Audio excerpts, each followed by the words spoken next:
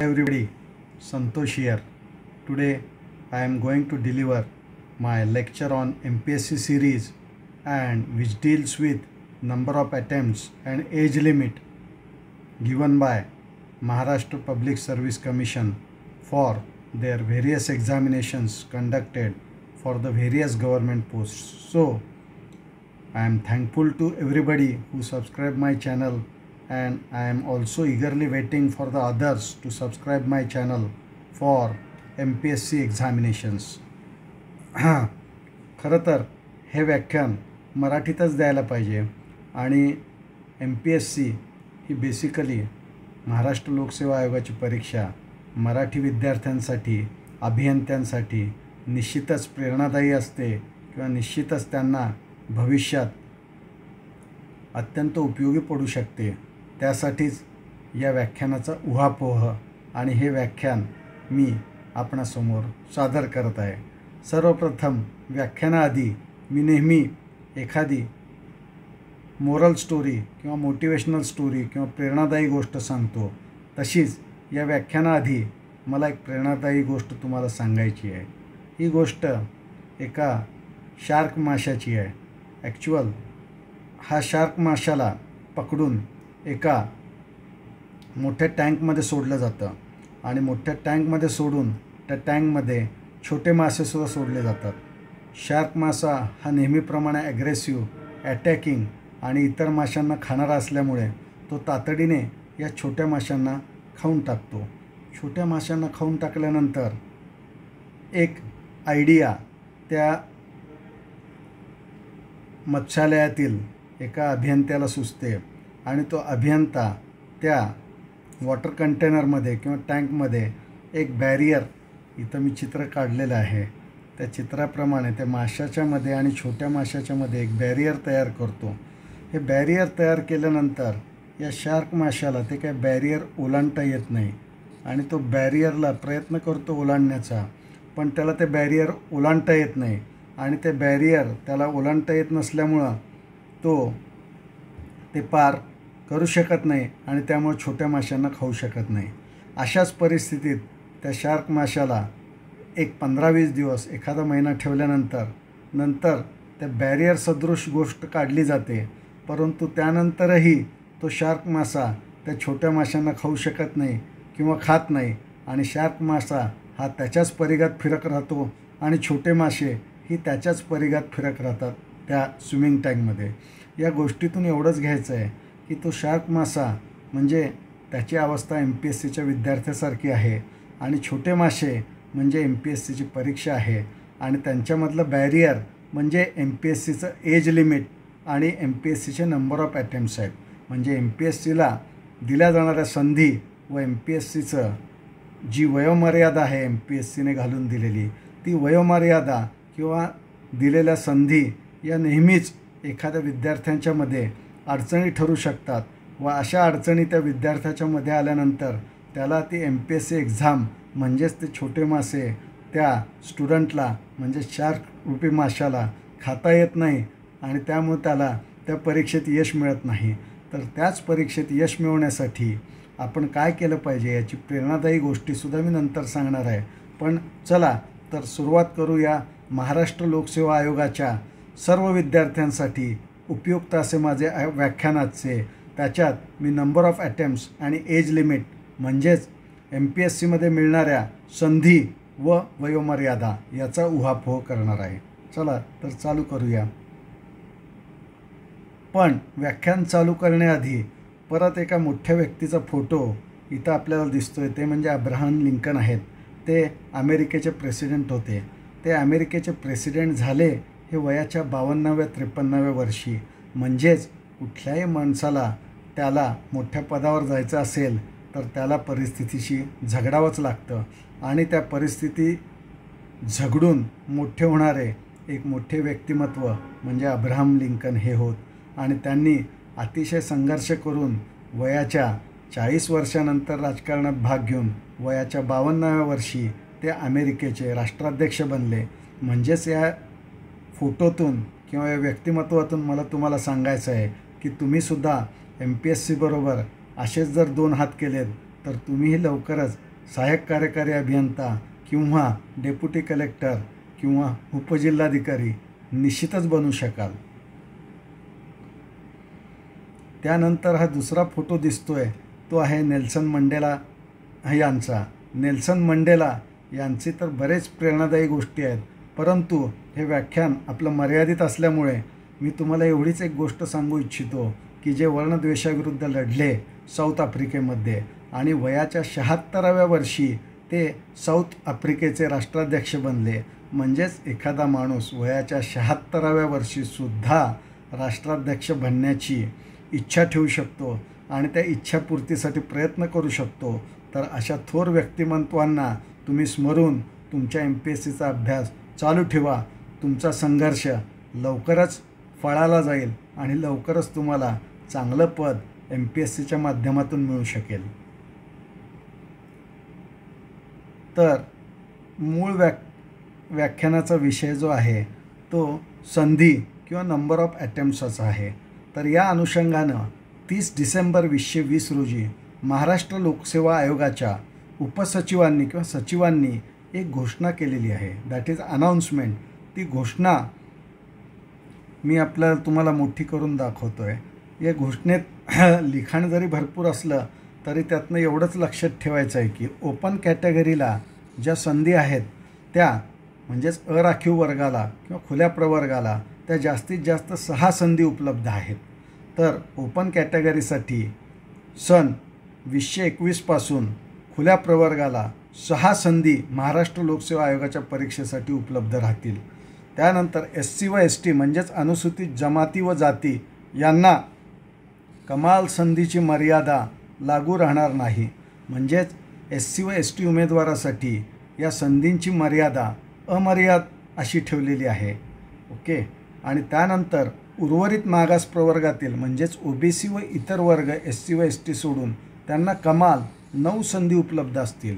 म्हणजेच खुल्या प्रवर्गासाठी 6 संधी, SC व STसाठी अमर्याद संधी व इतर प्रवर्गांसाठी जे SC ST व खुला प्रवर्ग सोडून त्यांच्यासाठी जास्तीत जास्त 9 अटेम्प्ट्स किंवा 9 संधीची घोषणा महाराष्ट्र लोकसेवा आयोगाने सन 2021 पासून केलेली आहे. तुम्हाला सांगायचं या घोषणेचं कारण म्हणजे आपल्याला जास्तीत जास्त किती संधी ही परीक्षा देता येते हे तुम्हाला निश्चित माहीत असलं पाहिजे. त्यामुळे ही घोषणा मी आपणासमोर सादर करत आहे. परंतु संधी म्हणजे काय हे पण आपणास माहीत पाहिजे. संधी म्हणजे काय, तुम्ही पूर्वपरीक्षेत जरी भाग घेतलात तरी त्या पूर्वपरीक्षेत भाग घेतल्यावरती लेखी परीक्षेची संधी समजली जाईल किंवा पूर्वपरीक्षेच्या एखाद्या पेपरला जरी तुम्ही उपस्थित राहिला तरी ती संधी किंवा अटेम्प्ट समजला जाईल किंवा कुठल्याही परीक्षेच्या कुठल्याही टप्प्यावर एखादा उमेदवार अपात्र ठरल्यास किंवा त्याची उमेदवारी रद्द झाल्यास त्याची उपस्थितीसुद्धा संधी म्हणजे नंबर ऑफ अटेम्प्ट गणलं जाईल. अतिशय सोपं आहे. म्हणजेच पूर्वपरीक्षेला तुम्ही ॲपियर झालात, कुठल्याही पार्टला ॲपियर झालात किंवा तदनंतरच्या सुद्धा कुठल्याही टप्प्यावर तुम्ही अपात्र झालात तरी असा टप्पा म्हणजे एक संधी गणली जाईल. परंतु याच्यावर नंतर काही प्रॉब्लेम्स उद्भवायला नको आहेत म्हणून हा परिच्छेद त्यांनी दिलेला आहे आणि त्याच्यात 1, 2, 3 अशी कारणं त्यांनी नमूद केलेली आहेत. आणि 2 नंबरला त्यांनी दिलेलं आहे की हा जो निर्णय आहे किंवा ही घोषणा जी आहे ती सन 2021 प्रसिद्ध होणाऱ्या जाहिरातीस अनुसरून आयोजित परीक्षांपासून लागू करण्यात येईल. म्हणजेच आता ज्या परीक्षा यापुढे महाराष्ट्र लोकसेवा आयोग घेईल त्याच्यात खुल्या प्रवर्गाला जास्तीत जास्त 6 संधी, त्याच्यानंतर SC व ST उमेदवारांना जास्तीत जास्त अमर्याद संधी व ते सोडून इतर मागासवर्गीय प्रवर्गांना 9 संधी कमाल उपलब्ध राहतील.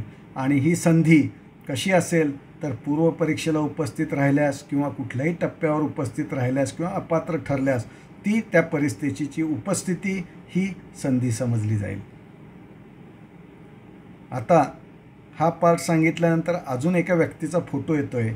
ही व्यक्ती म्हणजे केंचुकी फ्राईड चिकनची जी सिरीज आहे सर्व जगभर त्या सिरीजचा हा प्रणेता आहे. हार्टलँड सँडर्स असं त्याचं नाव आहे. आणि या व्यक्तीने वयाच्या 61व्या वर्षी किंवा वयाच्या 60 वर्षानंतर त्याच्या ह्या चिकनचं प्रोडक्ट जवळपास 1009 हॉटेलमध्ये दाखवलं, परंतु 1009 हॉटेल्स किंवा रेस्टॉरंटनी त्याचं चिकन हे नाकारलं. परंतु त्याचं चिकन 1010व्या संधीला ॲक्सेप्ट केलं गेलं आणि आज जगभर ते अत्यंत प्रसिद्ध असे आहे. त्यातून करोडो डॉलरचे उत्पन्न मिळत आहे आणि त्याच्या ॲडव्हर्टाईजवर किंवा त्याच्या बॉक्सवरसुद्धा केंटुकी फ्राईड चिकनच्या बॉक्सवर त्यांचं छायाचित्र अगदी ठळक रीतीने सगळ्या जगाला दिसतं आहे. म्हणजेच एखाद्याला किती वेळा नशिबानं नाकारावं आणि एखाद्याने किती वेळा नशिबाशी संघर्ष करून त्या बाबतीत विजय मिळवावा ह्याचं उत्तम उदाहरण म्हणजेच हे हार्टलँड ही व्यक्ती होय. तर या व्यक्तीला डोळ्यासमोर ठेवून आपल्याला त्याच्या इतक्या संधी निश्चितच नाही आहेत, पण आपल्याला ज्या 6 किंवा 9 किंवा ज्या काही संधी मिळणार आहेत त्या संधीत आपण यांचं उदाहरण डोळ्यासमोर ठेवून सोनं करायला काहीच हरकत नाही असं मला वाटतं आहे. म्हणून ह्यांचं उदाहरण मला तुमच्यासमोर द्यावंसं वाटलं. हार्टलँड सँडर्स असं त्यांचं नाव आहे. हे फेमस व्यक्तिमत्व आहे. त्यानंतर एज लिमिट. प्रत्येक जणांना एज लिमिट काय असतं किंवा वयोमर्यादा MPSCला काय असते, महाराष्ट्र लोकसेवा आयोगाला ह्याचासुद्धा प्रश्न पडलेला असतो. तर ही वयोमर्यादा खालीलप्रमाणे आहे. कमीत कमी किंवा किमान वयोमर्यादा आणि तीसुद्धा अमागासवर्गीयांसाठी 19 वर्ष किंवा मागासवर्गीयांसाठी सुद्धा ती किमान 19 वर्षच आहे. कमाल अमागासवर्गीयांसाठी 38 वर्ष आणि मागासवर्गीयांसाठी 43 वर्ष इतकी वयोमर्यादा आता महाराष्ट्र लोकसेवा आयोगाने जाहीर केलेली आहे. म्हणजेच ओपन कॅटेगरीच्या कॅन्डिडेटला 38 वर्षापर्यंत ही परीक्षा देता येते व मागासवर्गीय उमेदवारांना 43 वर्षापर्यंत ही परीक्षा देता येते. त्याच्यात प्रावीण्यप्राप्त खेळाडूंना जे अमागासवर्गीय आहेत त्यांना 43 वर्षापर्यंत ही परीक्षा देता येते व प्रावीण्यप्राप्त खेळाडू जे मागासवर्गीय आहेत त्यांनासुद्धा 43 वर्षापर्यंतच ही परीक्षा देता येते. म्हणजेच प्रावीण्यप्राप्त खेळाडूंना 43 वर्षापर्यंत मागासवर्गीय असू देत किंवा अमागासवर्गीय असू देत त्यांना 43 वयाच्या वयोमर्यादेपर्यंत महाराष्ट्र लोकसेवा आयोगाची कोणतीही परीक्षा देता येते. त्यानंतर माजी सैनिक, आणीबाणी व अल्पसेवा राजादिष्ट असे जे उमेदवार आहेत त्या अमागास उमेदवारांसाठी ही वयोमर्यादा 43 वर्षे इतकी आहे. तर मागासवर्गीय उमेदवारांसाठी हीच वयोमर्यादा 48 वर्ष इतकी आहे. म्हणजेच कमाल वयोमर्यादा 19 वर्ष ही सर्वांसाठी लागू आहे. किमान वयोमर्यादा व कमाल वयोमर्यादा ही सर्वात जास्त 48 वर्षे आहे व ती मागासवर्गीय प्रवर्गासाठी. परंतु त्यात जे माजी सैनिक, आणीबाणी व अल्पसेवा राजादिष्ट आहेत अशा उमेदवारांसाठी ती 48 वर्षापर्यंत लागू आहे. तसेच दिव्यांग उमेदवारांसाठी ती वयाच्या 45 वर्षापर्यंत महाराष्ट्र लोकसेवा आयोगाची परीक्षाचं वयोमर्यादा 45 वर्षापर्यंत महाराष्ट्र लोकसेवा आयोगाने घालून दिलेली आहे. म्हणजेच ही वयोमर्यादा जर प्रत्येकाने लक्षात ठेवल्यास त्याला त्याचे वयाची किमान मर्यादा व कमाल मर्यादा निश्चितच लक्षात येईल. हीच वयोमर्यादा आमच्या काळी म्हणजे साधारणतः 1998 साली खुल्या प्रवर्गासाठी 28 व नंतर 30 वर्षे करण्यात आली. ती वयोमर्यादा हळूहळू वाढून 32 वर्षे करण्यात आली. मी खुल्या प्रवर्गातील अमागास या वर्गाविषयी बोलतो आहे. हळूहळू ती 38 वर्षापर्यंत पुढे नेण्यात आलेली आहेत. म्हणजेच वयाच्या उशिरापर्यंत महाराष्ट्र लोकसेवा आयोगाने आपणासाठी संधी उपलब्ध करून दिलेल्या आहेत. त्या संधींचा तुम्ही निश्चितच लाभ घेतला पाहिजे. वया संधींची संख्या 6, 9 व अमर्यादा अशी आहे वेगवेगळ्या प्रवर्गांसाठी. तरी त्याचा त्या प्रवर्गांनी वरील जी व्यक्तिमत्व मी सांगितली, अब्राहम लिंकन किंवा हार्टलँड सँडर्स किंवा नेल्सन मंडेला यांच्यापासून प्रेरित होऊन आपण दिलेल्या वयोमर्यादेत व दिलेल्या संधीत आपण महाराष्ट्र लोकसेवा आयोगाच्या परीक्षेचं सोनं केलं पाहिजे. हेच माझं आपणासमोर म्हणणं आहे. एक चांगलं वाक्य मला पाहण्यात आलं आहे. हे चांगलं वाक्य तुमच्या सगळ्यांसाठी महत्त्वाचं आहे, परंतु हे वाक्य वर दिलेल्या वयोमर्यादा पाळून व वर दिलेल्या नंबर ऑफ अटेम्प्ट्स पाळून जर वाचलं तर अजून चांगलं राहील अशी माझी धारणा आहे. It is neither too early nor too late for anything in the life you want to achieve. म्हणजेच या आयुष्यात अशी कुठलीही गोष्ट नाही की ती तुम्ही फार लवकर चालू केली आहेत किंवा फार उशिरा चालू केली आहेत.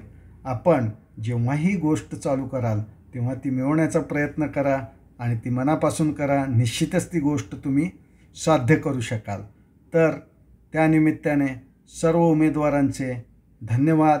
आणि त्यांना हे माझे व्याख्यान उपयुक्त ठरले असेल किंवा त्यांना आवडले असेल तर त्यांनी लाईक बटन दाबावं आणि पुढच्या व्याख्यानासाठी बेल आयकॉन दाबावा. तसेच सबस्क्राईब केलेल्यांचे मनापासून धन्यवाद, अभिनंदन त्या लोकांचे, कारण त्यांना महाराष्ट्र लोकसेवा आयोगाच्या परीक्षेत नवीन नवीन गोष्टी ऐकायला मिळतील. तसेच स्थापत्य अभियांत्रिकीतील नवीन कल्पना त्यांच्यासमोर मी मांडण्याचा प्रयत्न करतो आहे. तसेच ज्यांनी सबस्क्राईब केले नसेल त्यांना परत एकदा हात जोडून विनंती की माझे चॅनल कृपया सबस्क्राईब करावे. आणि तुम्हाला जर अजून डिटेल्स किंवा अजून माहिती पाहिजे असेल तर या ॲडमिनिस्ट्रेटरकडे संपर्क साधावा किंवा माझ्या ईमेल ID वर सुद्धा माझ्याशी संपर्क साधावा. हे व्याख्यान सर्व उमेदवारांसाठी MPSCच्या लागू आहे. त्यामुळे सर्व लोकांनी ह्या वयोमर्यादेचा तसेच कमाल व किमान संधींचा याचा अभ्यास करावा व कुठलीही गोष्ट अभ्यास करून द्यावी ह्याच मताचं मी आहे. त्यामुळं हे अभ्यासपूर्ण माहिती मी आपणासमोर माझ्या संतोष कुलकर्णी सिव्हिल इंजिनिअरिंग अकॅडमीच्या माध्यमातून सादर करत आहे. आजच्या लेक्चरपुरते इतकेच. नंतर भेटू. Bye bye.